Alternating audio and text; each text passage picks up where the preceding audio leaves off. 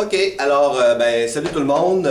C'est la moins pire des façons que j'ai trouvées pour essayer de reprendre un peu de temps perdu, puis pas vous faire finir la présente session dans le temps de Noël, jour de l'an. Surtout vous éviter d'avoir 12 heures de cours dans la dernière semaine entre le 19 mai et le 25 mai, parce que c'était ça sinon l'option qui m'était possible. Fait que moi je voulais éviter ça. Donc, je vais vous faire parvenir 3 capsules pour chacune des parties du cours numéro 6 qu'on aurait vu en classe. À ce moment-là, vous allez être capable de rattraper un peu le temps perdu. On va être une semaine en arrière des autres groupes, mais avec le congé de Pâques, on va revenir au même pendant la majorité de la session. Fait que vous ne serez pas trop pénalisés. On va peut-être avoir là, 2 cours un peu plus rapprochés en fin de session, mais bon, là, ce bout-là, j'ai plus de pouvoir là-dessus. Fait que, écoutez, je vais faire ça quand même un peu plus succinct que d'habitude. Je vais peut-être dire un peu moins de niaiseries, il y en a qui vont être contents, d'autres vont trouver ça plate. Mais sinon, si je faisais 4 heures de temps en ligne comme ça, vous devriez sans doute devenir un peu ma boule. Fait que, on va y aller à l'essentiel. De façon générale, vous allez être capable de suivre dans vos notes de cours ce que je vous montre là. Je vous donne quelques exemples de plus. Puis ça devrait, comme ça, être facile pour vous de reprendre le retard. Commencer à réactiver un petit peu vos connaissances de ce qu'on a vu jusqu'à maintenant. Au dernier cours, c'était sur l'alcool. On avait vu le syndrome d'alcoolisation fétale. On avait vu les différents problèmes qui surviennent, entre autres, lorsque quelqu'un consomme trop longtemps, notamment la psychose de Korsakoff. Donc, il y avait des symptômes qu'il faut être capable d'identifier. Même chose chez un gros alcoolique qui arrête de consommer trop brutalement. Là, on avait le délirium tremens et toutes les complications pouvant aller jusqu'à la mort. Donc ça, vous pourrez déjà reviser ça. Puis dans cette catégorie-là, même si on les traite un peu séparément, on était rendu aux benzodiazépines et aux barbituriques. Donc, j'étais à page 13 de vos notes de cours.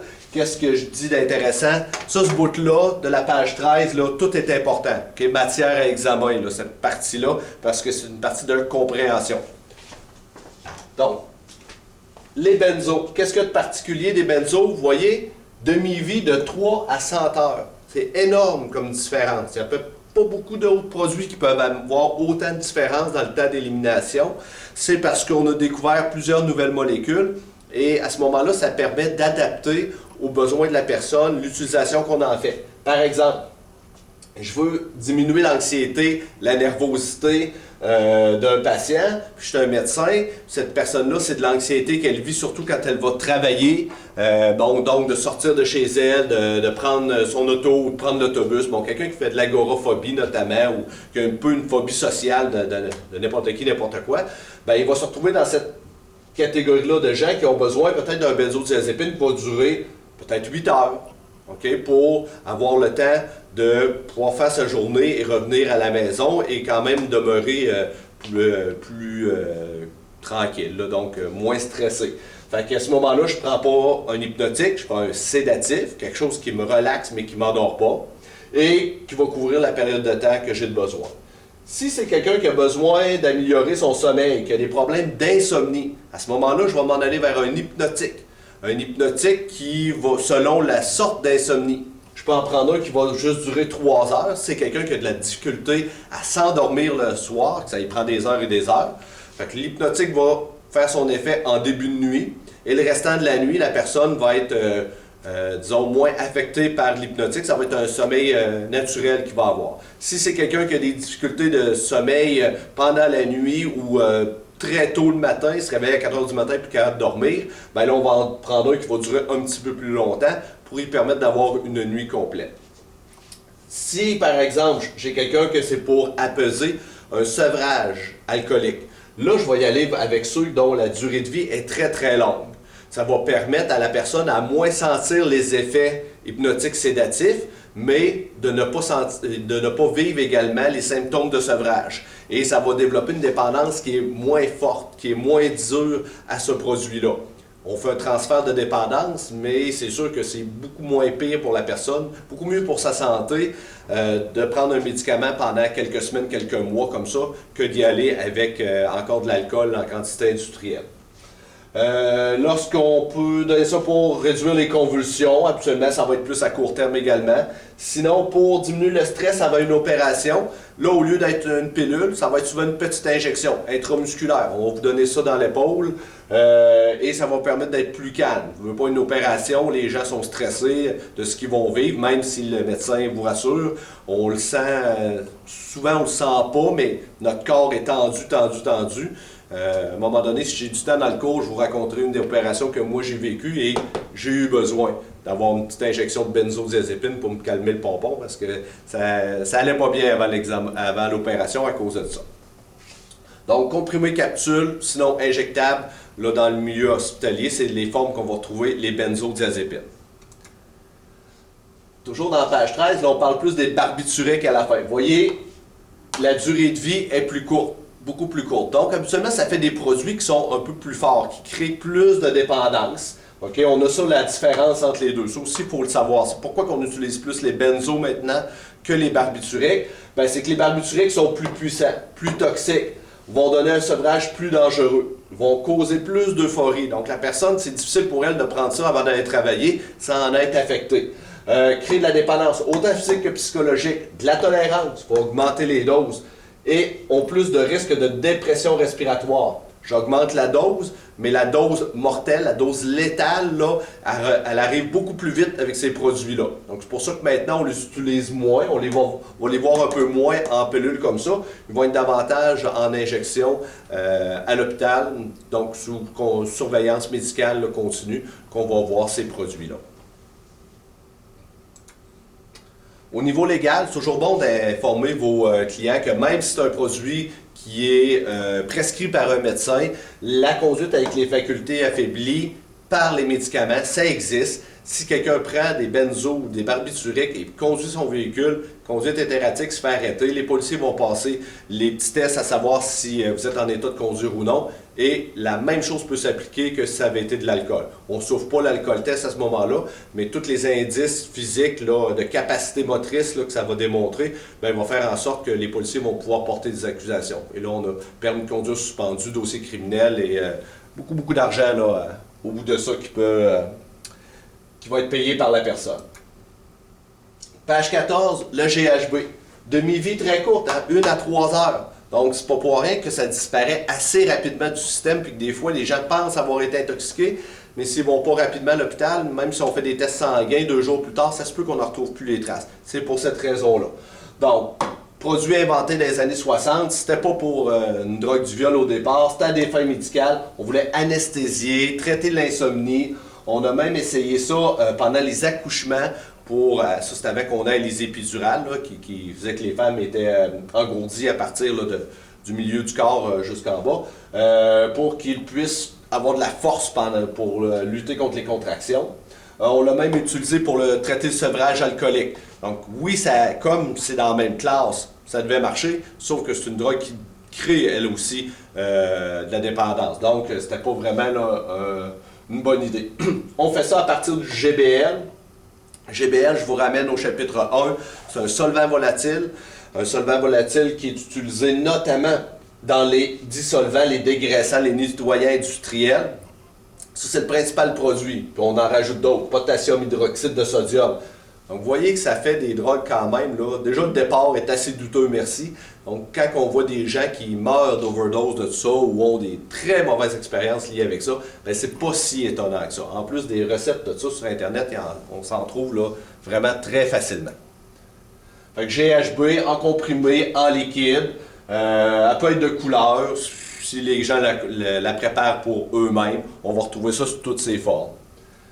Page 15 maintenant, dans les attributs qu'on donne au GHB, on dit que ça peut stimuler les hormones de croissance, faire fondre les graisses, gonfler les muscles. Donc ça, c'est ce qui explique que c'est une drogue populaire chez les culturistes, notamment les athlètes, parce que c'est vrai que ça peut donner ces effets-là, mais on s'entend, ça a une limite, c'est pas des stéroïdes anabolisants. On dit que c'est une drogue qui est plus physique, moins émotive que l'ecstasy, ça peut se consommer un peu partout. La combinaison avec l'alcool, ben là, on augmente les risques de dépression respiratoire parce qu'on a 2 dépresseurs ensemble et 2 dépresseurs qui se marient bien, là, qui multiplient leurs effets. Donc des morts attribuées au GHB, malheureusement, il y en a quand même là, à chaque année. Rohypnol, page 15 toujours, c'est une autre drogue associée à la drogue du viol parce que les effets sont très similaires. Lorsqu'elle était sous cette forme-là de la petite pilule blanche, elle s'égrenait facilement, devenait une petite poudre qui se dissolvait très facilement dans l'eau. Donc ça pouvait être facilement mis dans un verre, dans une bière, là, dans un bar. Maintenant, la compagnie Roche qui la produisait l'a changé pour en faire davantage un capelet qui s'écrase mal et qui si on la dissout dans l'eau, il y a un colorant à l'intérieur qui rend le produit le rose. Une bière rose, habituellement, les gens allument qu'il y a quelque chose qui ne marche pas là-dedans. Là. Sauf qu'on peut l'avoir quand même sous l'ancienne forme parce qu'elle est contrefaite dans des laboratoires, notamment au Mexique, là, où est-ce que ça serait un peu plus populaire. Cette note-là, vous la voyez un peu partout. C'est important comme intervenant en délinquance, comme technicien, comme animateur, peu importe le titre que vous allez avoir, vous n'êtes pas des pharmaciens.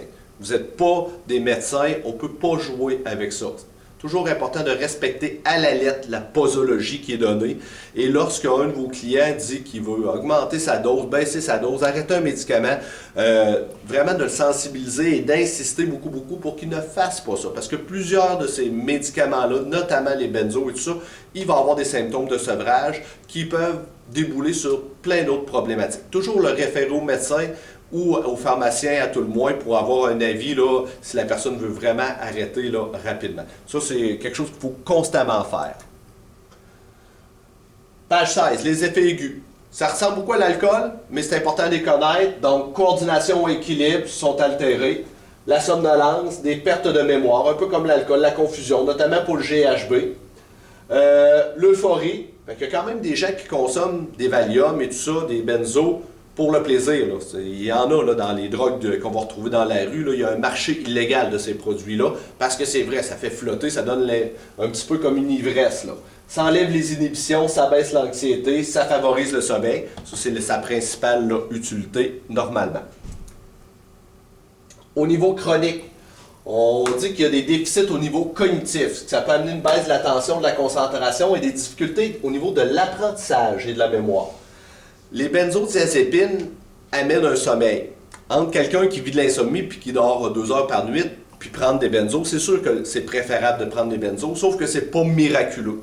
Un benzodiazépine, ça amène la personne dans les premières phases de sommeil, phase 1, 2 et 3, mais pas ou difficilement dans la 4e phase, ce qu'on appelle le sommeil paradoxal, où est-ce qu'on fait les rêves habituellement. Puis ça, cette phase-là, on a découvert qu'elle a une utilité par rapport à la mémoire. Plus on va facilement atteindre cette phase-là et on va faire les bons cycles de sommeil après une journée où on a appris des nouvelles choses, plus ça va être facile pour le cerveau de prendre les nouvelles informations et de les envoyer dans la mémoire à long terme. Les gens qui ont un sommeil induit par les benzodiazépines, des fois, le sommeil saute cette partie-là, ce cycle du cycle, donc ils vont avoir plus de difficultés à apprendre. Ça, c'est un effet malheureusement qu'on va avoir. Ça va amener les gens à être plus léthargiques. Pas envie de rien faire. Surtout si je prends des benzos qui durent là, pratiquement toute la journée parce que je fais une anxiété généralisée là, qui est vraiment très dérangeante, ben, c'est des gens qui vont être beaucoup moins actifs. Au niveau de l'humeur, l'instabilité, de l'agressivité, belle face comme ça, là, de l'irritabilité. Au niveau psychomoteur, la démarche peut finir par en être affectée. Et les gens qui vont prendre beaucoup de benzodiazépines pendant une longue période vont devenir intolérants à ce qui est lumière vive, les bruits qui sont forts, ils deviennent très très très sensibles. C'est des gens qui vont fermer les rideaux, les stores dans la journée, vont aimer beaucoup plus être dans un endroit très très calme là, parce que ça devient irritant pour eux autres, agressant. Page 17, symptômes de sevrage, qu'est-ce qu'on va avoir? De l'anxiété, de l'agitation, de la panique. Ça, on est dans un effet rebond. GHB également. Donc, c'est benzobarbiturique et également GHB. Altération au niveau de la mémoire, la concentration. Donc, un peu comme l'effet chronique, il va se perpétuer avec le symptôme de sevrage. Sauf que ça dure un temps. Les troubles au niveau du sommeil, de l'insomnie. OK, on est encore dans un effet rebond. Vous pouvez le noter dans vos notes, là. OK, ça, ce sont des effets rebonds. L'effet rebond, je rappelle, c'est le contraire d'un effet aigu. Et c'est souvent ce qui va amener les gens à recommencer à consommer pour ne pas avoir à lutter contre cet effet-là. Ensuite, Des gens vont souffrir de tremblements ou de convulsions, donc le corps shake. Il y en a qui vont avoir des sueurs et même des crampes d'estomac, des crampes musculaires qui peuvent survenir. Donc ça fait le tour au niveau des benzos et des barbituriques. Je n'étais juste pas sûr si mon enregistrement marche encore. Je vais également vous mettre en ligne un petit exercice, qui est un petit texte, OK? Qui tout simplement